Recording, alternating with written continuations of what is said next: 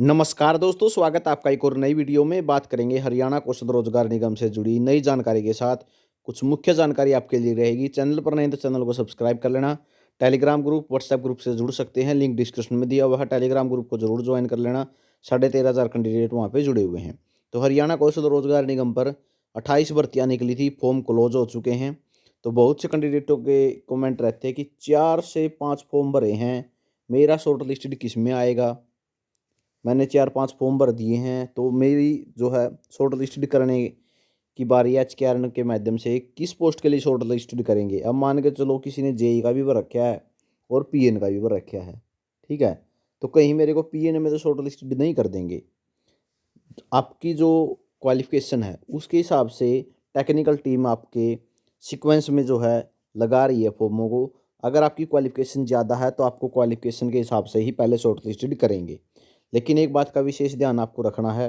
अब मान के चलो आपने ग्रुप डी के भी फॉर्म भर रखे हैं, रोडवेज कंडक्टर के भी भर रखे हैं। जैसे कंडक्टर का फॉर्म तो भर दिया आपने, लेकिन कंडक्टर का लाइसेंस ना हो आपके पास, आपको वो शॉर्ट लिस्टेड भी कर दें, लेकिन टाइम पे आपके पास कंडक्टर का लाइसेंस ना हो, ठीक है, तो बाद में आपकी ज्वाइनिंग नहीं होगी। ठीक है, दिखा भी देता हूँ, भर्ती कंडक्टर की आ ही गई है। ये आप देख सकते हैं, कंडक्टर की भर्ती के लिए न्यूज़ आई है आज ये, और लेटर भी जारी हो चुका है। और कल मैंने वीडियो के माध्यम से भी बताया था कि कंडक्टर की भर्ती के शॉर्ट लिस्टेड मैसेज जल्दी आने वाले हैं। 347 परिचालक रखे जाएंगे। हड़ताल में सेवाएं देने वालों को प्राथमिकता दी जाएगी, जिन्होंने 2018 की हड़ताल में जो है रोडवेज की बसें चलाई थी। तो हरियाणा रोडवेज में अनुबंध आधार पर 347 परिचालकों की भर्ती की जाएगी। पिछले दिनों रोडवेज कर्मचारियों की हड़ताल के दौरान रोडवेज बसों के संचालन में सहायक बने युवाओं को भर्ती में प्राथमिकता दी जाएगी।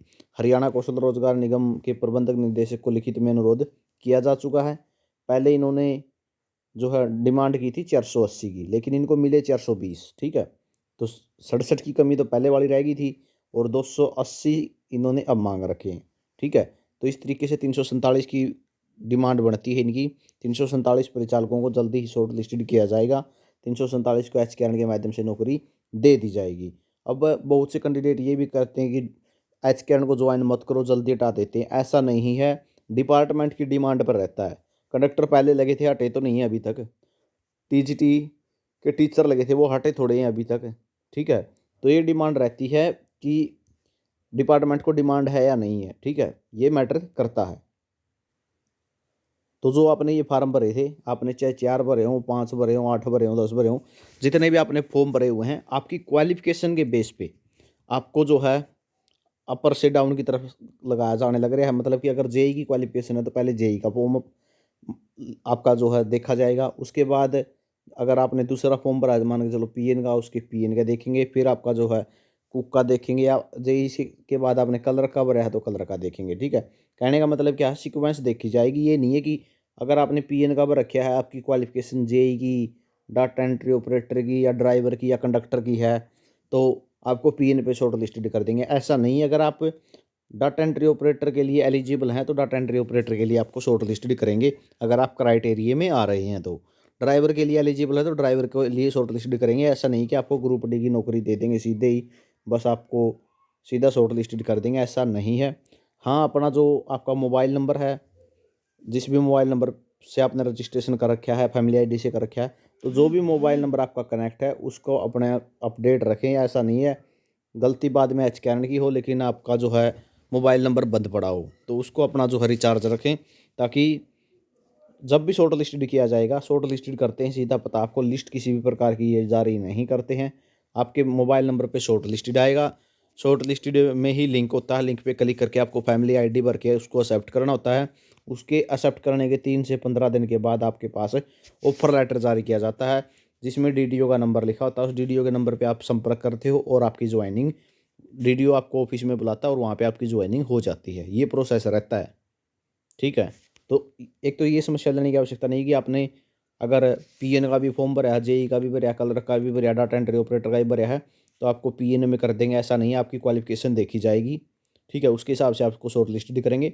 अगर ड्राइवर और कंडक्टर के लिए एलिजिबल हो तो उसके लिए भी आपको शॉर्ट लिस्टेड कर देंगे। लेकिन वही बात है, पहले आपकी क्वालिफिकेशन का मैटर रहेगा। आप अब कंडक्टर ड्राइवर हैं जैसे, ठीक है, और पोस्टों के लिए जैसे जेई के लिए तो सीधी बात है, डिप्लोमा मांग रखा है। अगर डिप्लोमा होगा तो आपने फॉर्म भरा होगा। लेकिन कंडक्टर ड्राइवर का रहता है कि अगर ड्राइवर के लिए आपको शॉर्ट लिस्टेड कर दें, आपको गाड़ी चलानी आती नहीं हो, ठीक है, बाद में या फिर बस चलानी आपको आती नहीं हो, ड्राइवर जिस टाइम आपका स्किल टेस्ट लें उस टाइम आप फेल हो जाओ, ऐसा ना होना चाहिए। इसके लिए आप पहले ही तैयार रहें। अगर आपने ड्राइवर का फॉर्म भरा हुआ है, कंडक्टर का लाइसेंस आपके पास है नहीं लेकिन आपने कंडक्टर का अप्लाई कर दिया, तो ऐसी गलती भी आपको बिल्कुल नहीं करनी है, ठीक है। इससे अच्छा है कि आप फॉर्म ही ना भरते, क्योंकि अगर वैसे ही फॉर्म भरोगे और आपके पास लाइसेंस नहीं है, शॉर्ट लिस्टेड भी हो जाओगे, दूसरी भर्ती से भी बाहर हो जाओगे, ठीक है। मान के चलो कंडक्टर के अंदर आपका जो है शॉर्ट लिस्टेड कर दिया लेकिन आपके पास लाइसेंस है ही नहीं, तो आप पीएन वाली भर्ती से भी रह गए। क्यों? पीएन को और को शॉर्ट लिस्टेड कर देंगे, तब तक जब तक कंडक्टर वाला समाधान आपका नहीं होगा, ज्वाइन कर दिया तब तक वहाँ से रिलीव नहीं होगी। कहने का मतलब है कंडक्टर की जो अलग भर्ती की प्रोसेस पूरी नहीं होगी तब तक आपको रिलीव नहीं करेंगे वो, ठीक है। तब तक वो पीएन का आपको तो कंडक्टर में कर दिया है, उनको क्या पता कि आपकी कंडक्टर में ज्वाइनिंग हुई या नहीं, तो उसमें भी टाइम लग जाएगा, तब तक पीएन के शॉर्ट लिस्टेड हो जाए। तो ये एक मामला है, जब तक आपके डॉक्यूमेंट जिसके कंप्लीट हैं उसी के लिए अप्लाई करना चाहिए। बिना बात अब मान के चलो कंडक्टर के लिए किया और लाइसेंस है नहीं तो कोई फ़ायदा नहीं है, ज्वाइनिंग नहीं होगी। तो ये जानकारी रहेगी। बहुत से कैंडिडेट पूछ रहे थे कि कई भर्तियों के फॉर्म भर रखे हैं, किसके लिए शॉर्ट लिस्टेड पहले करेंगे। जो आपकी हायर क्वालिफिकेशन होगी, ठीक है, जहाँ जिस ऊंचे से ऊंचे पद पर आप जा सकते हैं उसके लिए पहले शॉर्ट लिस्टेड करेंगे, बाद में आपको जो है नीचे वाली पोस्ट के लिए देखा जाएगा। अगर वो पोस्ट पद खाली नहीं है और आप उस क्राइटेरिया में 100 नंबर का जो क्राइटेरिया है उसमें नहीं आते हैं तो वो देखा जाएगा।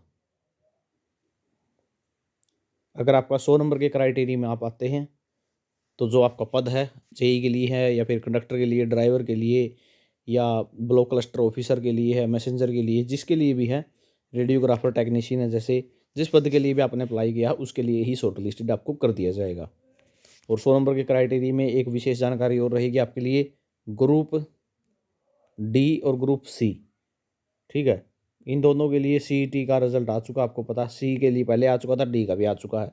तो जिस भी कैंडिडेट ने ग्रुप डी के लिए फॉर्म भरा हुआ है, ठीक है, शायद किसी भी यूट्यूब चैनल पर ये जानकारी ना दी गई हो, ग्रुप डी, तो ग्रुप डी का अगर फॉर्म भरा, आपने फॉर्म किया अप्लाई पीएन के लिए, ठीक है, माली के लिए, चौकीदार के लिए, स्वीपर के लिए, कुक के लिए, ठीक है, अटेंडेंट के लिए, बेलदार के लिए, तो अगर ये पोस्टें प्रेफरेंस दे रहे हो आप तो पीएन के लिए सीधी बात है। ग्रुप डी के लिए ग्रुप डी का जो सीईटी है उसका ही स्कोर जोड़ा जाएगा, ठीक है।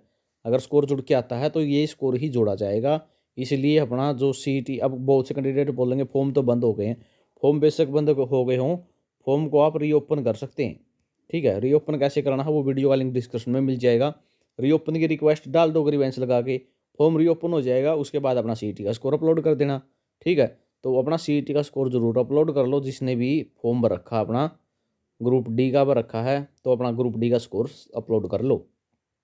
सी का वालों ने तो पहले ही कर रखा होगा, लेकिन अगर डी का अभी रिजल्ट आया है तो अपना डी का और अपलोड कर दो जिसने भी नहीं किया हुआ है, ठीक है। क्योंकि अगर आपके मान के चलो 50 नंबर भी हैं तो 5 नंबर आपको मिल जाएंगे ग्रुप डी की भर्ती में, जो पीएन के शॉर्ट लिस्टेड होंगे या फिर माली के, चौकीदार के, कुक के, जो भी ग्रुप डी के पदों पर शॉर्ट लिस्टेड होगा उसमें आपको 5 नंबर मिल जाएंगे। और 5 नंबर थोड़े नहीं होते हैं, ठीक है, 5 नंबर बहुत ज़्यादा हो जाते हैं। तो ये जानकारी आपके लिए रहेगी। अपना ग्रुप डी का सीईटी का रिजल्ट भी अपडेट कर लो। शॉर्ट लिस्टेड आपको उसी के हिसाब से करेंगे जो जो पोस्ट आपने भरी हुई हैं। और अगर आपने हायर क्वालिफिकेशन की पोस्ट भरी और आपके पास क्वालिफिकेशन है तो पहले बारी उसमें आएगी, बाद में ग्रुप डी की पोस्टों के लिए देखा जाएगा अगर उसमें आपका नंबर नहीं आता है। तो ये जानकारी रहेगी। जानकारी कैसी लगी कमेंट करके ज़रूर बताना। कंडक्टर की भर्ती आने वाली है, आपको पता है, जल्दी ही शॉर्ट लिस्टेड करने वाले हैं ये। ड्राइवर की भर्ती के लिए भी जल्दी शॉर्ट लिस्टेड हो जाएंगे। टीजीटी के लिए शॉर्ट लिस्टेड कर दिए गए हैं और भर्तियों के लिए जैसे अपडेट होगी आपको जानकारी दे दी जाएगी। चैनल को सब्सक्राइब कर लेना। इसी के साथ वीडियो आपने देखी, बहुत बहुत धन्यवाद।